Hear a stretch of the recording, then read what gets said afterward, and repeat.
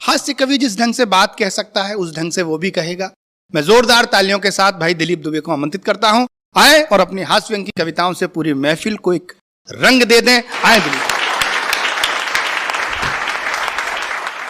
सबसे पहले देश की आधी आबादी का प्रतिनिधित्व करने वाली नारी शक्ति को प्रणाम करता हूं, उस नारी शक्ति को सहन करने वाली सहन शक्ति को भी प्रणाम करता हूं। सहन शक्ति मित्रों, मैंने इसलिए कहा कि आप जानते हैं कि देश में ऐसे ऐसे कानून आ गए हैं कि किसी भी पुरुष ने अगर किसी भी महिला को घूरा तो समझ लो अंदर जाने का इंतजाम हो गया पूरा। मैं तो साहब अपनी पत्नी तक को नहीं घूरता हूं, बल्कि वही मुझे घूरती है। गणेश जी की 2 पत्नियां, एक का नाम रिद्धि, दूसरे का नाम सिद्धि, हमारी एक ही 4 के बराबर, क्योंकि बहुत ही जिद्दी।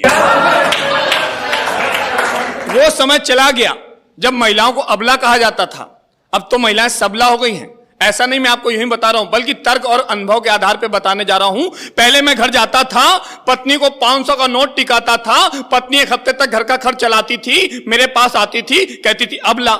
फिर मैं 500 का नोट टिकाता था, पत्नी 1 हफ्ते तक घर का खर्च चलाती थी, मेरे पास आती थी, कहती थी अबला। फिर मैं 500 का नोट टिकाता था, पत्नी 1 हफ्ते तक घर का खर्च चलाती थी, मेरे पास आती थी, कहती थी अबला। अब मित्रों, मैं जैसे ही पहली तारीख को वेतन लेकर घर जाता हूं, पत्नी दरवाजे पे खड़ी हो जाती है और कहती है सबला।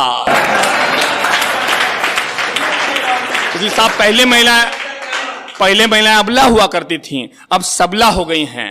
मैंने अपनी पत्नी से कहा, हे जानलेश्वरी, मैंने अपनी पत्नी से कहा, हे जानलेश्वरी, वो 500 की नोट कहां गई जो हमने यहां पे थी धरी? वो 500 की नोट कहां गई जो हमने यहां पे थी धरी? पत्नी बोली, आप किस बात पे मुझको लगा धक्का है? अरे क्या आपने मुझे समझ लिया चोर उचक्का है? आप किस बात पे मुझको लगा धक्का है? क्या आपने मुझे समझ लिया चोर उचक्का है? अरे मैं आपकी तरह कोई गलतफहमी नहीं पालती हूं, मैं आपकी तरह कोई गलतफहमी नहीं पालती हूं। अरे जब भी मुझे पैसे की जरूरत होती है तो मैं चोरी नहीं करती, डंके की चोट पे डांका डालती हूं। मैं चोरी नहीं करती, डंके की चोट पर डांका डालती हूं। मेरे ऊपर तो मां लक्ष्मी का है विशेष आशीष, मेरे ऊपर तो मां लक्ष्मी का है विशेष आशीष। अरे ये लो अपने पैसे 130। पत्नी बोली, ये लो अपने पैसे 130। मैंने खिसिया कर कहा, अरे बाकी का क्या जीएसटी लगाया है? वो बोली, वो तो हमने 370 को हटाया है, वो तो हमने 370 को हटाया। आप जब देखिए साहब, मैंने एक जगह देखा साहब, संतोष भाई, एक जगह जो है कवि जो हेलमेट लगा के कविता पढ़ रहा था। मैंने कहा हेलमेट लगा के, बोला कहीं चालान कर सकता है इसलिए हेलमेट लगाया। हमने कहा क्या चल रहा है? बोले हम कवि सम्मेलन चला रहे हैं इसलिए कहीं हमारा चालान ना काट दिया जाए। देखिए साहब, रचना देखता हूं आजकल जितनी पुलिस विभाग जितना चुस्त दुरुस्त है, रचना देना चाहता हूं, आशीर्वाद चाहूंगा, सुनिएगा। कि एक आदमी साइकिल के कैरियर पर पानी की मोटर बांधे हुए जा रहा था। एक आदमी साइकिल के कैरियर पर पानी की मोटर बांधे हुए जा रहा था और बड़ी मस्ती में अनूप जलोटा का गाया हुआ यह भजन गा रहा था कि कोई रोके नहीं, कोई टोके नहीं। तभी एक पुलिस वाले ने उसको रोका, फिर टोका, उसके बाद ठोका। तभी एक पुलिस वाले ने उसको रोका, फिर टोका, इसके बाद ठोका। बोला एक तो सड़क पर गाना गा रहा है और दूसरा बिना हेलमेट के वाहन चला रहा है। एक तो सड़क पर गाना गा रहा है, दूसरा बिना हेलमेट के वाहन चला रहा है। वह बोला, पुलिस जी, कहीं साइकिल चलाने में भी हेलमेट लगाया जाता है? कहीं साइकिल चलाने में भी हेलमेट लगाया जाता है? कहीं साइकिल चलाने में हेलमेट लगाया जाता है? अरे मुझको लगता है तू बिल्कुल है गधा। पहले यह बता कि तेरी साइकिल के कैरियर पे क्या है बंधा? वह बोला मोटर। पुलिस वाला बोला तू क्या चला रहा है? बोला साइकिल। बोला कुल मिला के हो गया ना मोटर। बोला कुल मिला के हो गया ना मोटरसाइकिल। अब जल्दी से अपना चालान कटवा ले, या फिर कुछ ले दे के मामले को यहीं पे निपटा ले, या फिर कुछ ले दे के मामले को यहीं पे निपटा ले। नहीं तो अभी दरोगा जी आएंगे तो तुमसे सीट बेल्ट भी बंधवाएंगे। नहीं तो अभी दरोगा जी आएंगे तो तुमसे सीट बेल्ट भी बंधवाएंगे। वह बोला यह तो सरासर नाइंसाफी है। पुलिस वाला बोला, अरे दंड वसूलने के लिए मेरा डंडा ही काफी है, दंड वसूलने के लिए मेरा डंडा ही काफी है। अरे काश के पुलिस वाले अपने डंडे का रुख भोले भाले लोगों की तरफ ना करके चोरी, डकैती, लूटपाट व बलात्कार करने वालों की तरफ घुमाएं तो बढ़ती हुई आपराधिक वारदातें कुछ तो कम हो जाएं, कुछ तो कम हो जाएं। एक रचना देकर के वाणी को विराम देना चाहूंगा, सुनेगा। भिखारी को लेकर के, मोबाइल को लेकर के शिक्षा व्यवस्था पर व्यंग करने का प्रयास किया है। सीधे सीधे आपको रचना से जोड़ता हूं कि एक कार वाले ने जैसे ही कार का शीशा चढ़ाया, एक भिखारी ने तुरंत अपना हाथ बढ़ाया।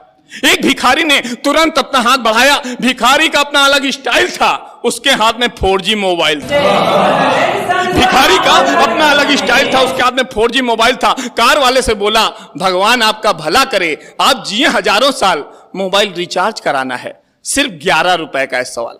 मोबाइल रिचार्ज कराना है, सिर्फ 11 रुपए का सवाल। कार वाले ने सोचा, अरे आज के इस दौर के आदमी का कितना बदल गया स्टाइल है। अरे खाने को रोटी हो ना हो पर हाथ में, खाने को रोटी हो ना हो पर हाथ में मोबाइल है। भिखारी से बोला, तू तो हट्टा कट्टा नौजवान, कहीं से भिखारी नहीं लगता है, जाना पहचाना दिखता है, लगता मैंने तुझे पहले कहीं देखा है। भिखारी बोला, इंटरनेट पे मेरा प्रोफाइल और पूरा डेटा है।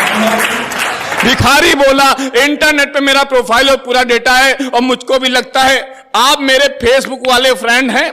मुझको भी लगता है कि आप मेरे फेसबुक वाले फ्रेंड हैं। शायद हमने आपको कई मैसेज भी किए सेंड है, शायद हमने आपको कई मैसेज भी किए सेंड हैं। और अपना तो चलता है बस यही सिलसिला, जो दे उसका भला और जो ना दे। अपना तो चलता है बस यही सिलसिला, जो दे उसका भला, जो ना दे उसका भला। कार वाला बोला, क्यों तुम भिखारियों को कर रहे हो बदनाम। कार वाला बोला, अरे क्यों तुम भिखारियों को कर रहे हो बदनाम, अगर पढ़े लिखे होते तो इस तरह का ना कर रहे होते काम। भिखारी बोला, क्या आप समझते हैं, भिखारी बोला, क्या आप समझते हैं, अरे हम कम पढ़े हैं, अरे अभाव के कारण हम आपके सामने इस तरह खड़े, अभाव के कारण हम आपके सामने इस तरह खड़े हैं। और भिखारी का दर्द आपके दिल को छू जाए तो दर्शकों से अनुरोध है, एक बार जो मुझे आशीर्वाद जरूर दीजिएगा, जो लोग टीवी देख रहे हैं, इस चैनल को देख रहे हैं। भिखारी बोला, क्या आप समझते हैं हम कम पढ़े हैं, अरे अभाव के कारण हम आपके सामने इस तरह खड़े हैं। अरे डिग्रियां हासिल करने में जब लाखों की हो गई उधारी, तब मैं हो गया भिखारी। डिग्रियां हासिल करने में जब लाखों की हो गई उधारी, तब मैं हो गया भिखारी। और जब मुझे कहीं भी प्लेसमेंट नहीं मिल पाया है तो थक हार करके हमने अपना प्लेस खुद बनाया। जब मुझे कहीं भी प्लेसमेंट नहीं मिल पाया है तो थक हार करके हमने अपना प्लेस खुद बनाया है। अब तो हम अपने काम में खूब मजे ले रहे हैं, अरे लोगों को खुद प्लेसमेंट दे रहे हैं, लोगों को खुद प्लेसमेंट दे रहे हैं। लेकिन दोस्तों, मित्रों, मेरे मन में इस बात की बहुत बड़ी टीस है कि आजकल छोटे छोटे कॉलेजों की भी मोटी मोटी फीस है। आजकल छोटे छोटे कॉलेजों की भी मोटी मोटी फीस है। माना कि शिक्षा की अंधी दौड़ ने अंधा बना दिया है, लेकिन इस देश में कुछ लोगों ने शिक्षा को ही धंधा बना दिया है। लेकिन इस देश में कुछ लोगों ने